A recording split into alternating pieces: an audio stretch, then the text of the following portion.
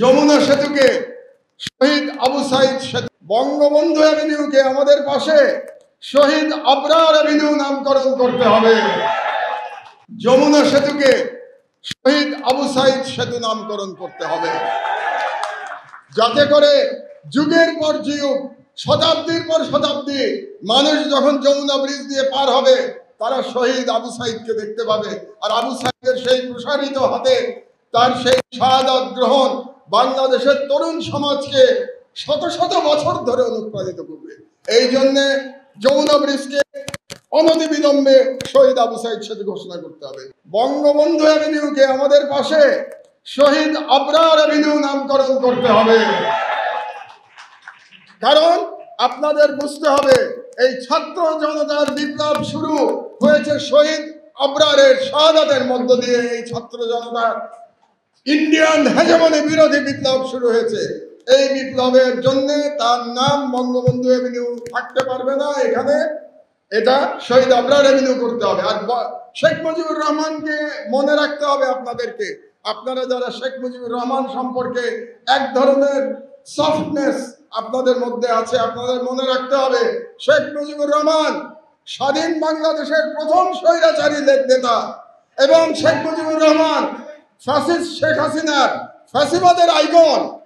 একটা ফ্যাসিবাদ উত্তর বাংলাদেশে কোন ফ্যাসিবাদের আইকনের নামে কোন স্থাপনা থাকতে পারবে না।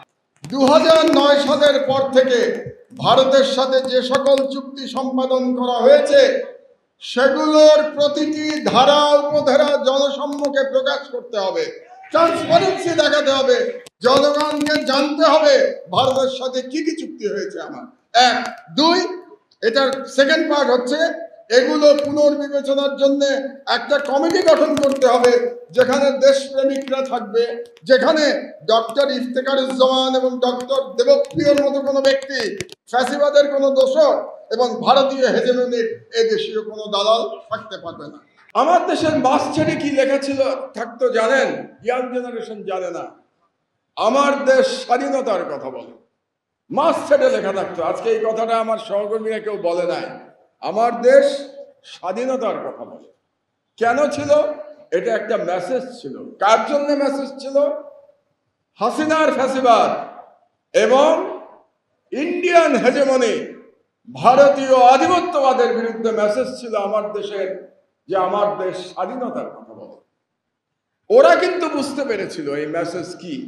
আপনারা জানেন যে বাংলাদেশের মিডিয়ায় এখন পর্যন্ত গত 53 বছর ধরে স্বাধীনতার পরে ভারতীয় হেজেমনি সম্পূর্ণভাবে নিয়ন্ত্রণ করে বসে আছে বাংলাদেশের অধিকাংশ মিডিয়া। এটাই হলো সত্য। বাংলাদেশের মালিক বলেন, সম্পাদক বলেন, সব ইন্ডিয়ান এজেন্ট। এটা হলো সত্য কথা এবং এটা পরিষ্কারভাবে আমাদের বলতে হবে।